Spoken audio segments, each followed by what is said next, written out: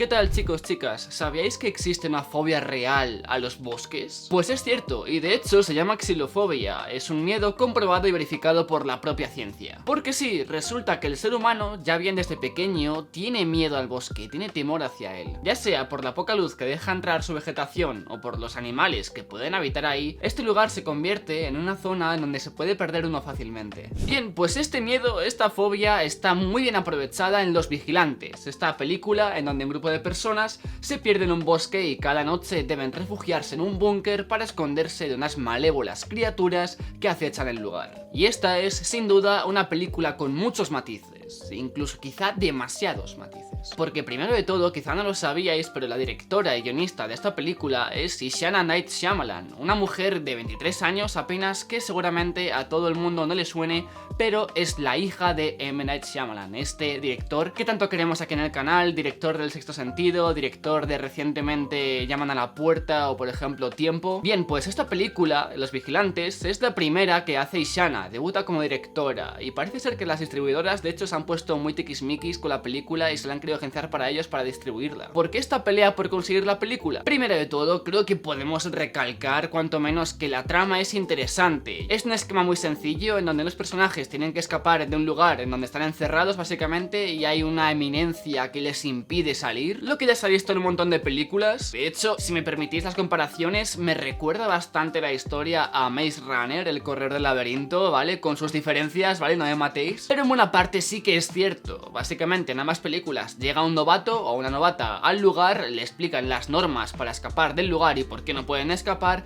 y resulta ser que ese novato o novata es la elegida, el elegido para escapar de ahí de forma definitiva. Qué conveniente. Sin embargo, punto a favor para Los Vigilantes es que su tercer acto cuanto menos no es previsible, no te lo ves venir. Eso no es fácil hacerlo, Digamos que Ishana, la directora, sigue un poco las raíces de su padre, en donde encontramos siempre en sus películas un último giro de guión extremo que te vuela la cabeza. Pues con Los Vigilantes ocurre igual, tenemos un último acto bastante potente y que desde luego no te ves venir. Para bien o para mal, porque no es un acto que en sí mismo esté bien hecho desde mi punto de vista, pero bueno, ahora hablaremos de ello. Desde luego a priori sí que me quedé contento al ver la película, porque hay un montón de veces que ves una cinta y piensas, joder, ¿y qué irá después? ¿Qué pasará ahora después? No me la cortes aquí. Pues bien, Los Vigilantes resuelve esto, digamos que te muestra qué pasa después de que el conflicto termina, y eso es un punto también curioso y bastante bueno, la verdad. Pero bueno, volviendo un poco a la relación entre la directora y Shyamalan, podemos preguntarnos a nosotros mismos, ¿logra Ishana diferenciarse de su padre? Esta es una gran incógnita que gira en torno a un montón de directores, véase por ejemplo Francis Ford Coppola y su hija Sofía Coppola, la cual en un comienzo de su carrera tuvo muy complicado lograr diferenciarse de su padre, pero no por su estética, que no tiene nada que ver una del otro, sino por su apellido per se. Bien, pues esta presión también estaba en torno a Ishana y a M. Night Shyamalan, y desde luego la directora sí que tiene tintes de su padre,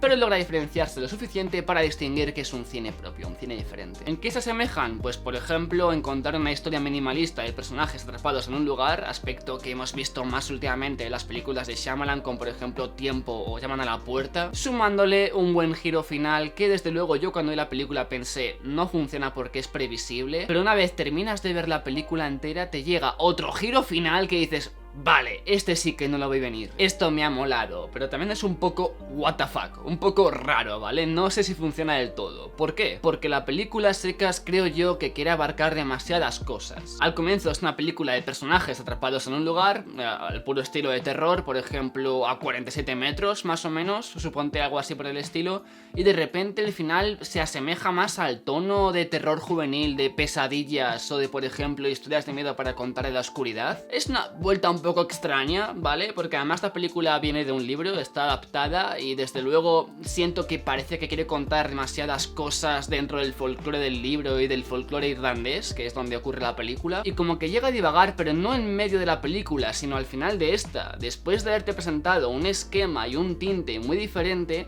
en la hora y media anterior que has visto. Pero bueno, digamos que Los Vigilantes se empaqueta una película de terror fantasiosa, con un escenario y unas criaturas dentro de un bosque mágico que se puede asemejar más parecido, creo yo, al Laberinto del Fauno de Guillermo del Toro, mezclado con una crítica bastante buena a los reality shows y a estos programas en donde gente se queda atrapada en una casa o en una isla, porque justamente son estos seres, los vigilantes, los que cada noche observan a los supervivientes a través del cristal de su pequeña cajita. Puede ser que los vigilantes sea una propia alegoría de nosotros viendo la película o de los telespectadores de los reality shows. Un poco porro, pero no está mal planteado. De esta forma se critica la sobreexposición constante de nuestra privacidad, hasta el punto en el que la propia protagonista no sabe ni cómo sentirse consigo misma. Pero bueno, que si no entendéis nada de lo que estoy hablando, básicamente cuando veáis la película acordaos del pájaro que lleva a la chica, la protagonista.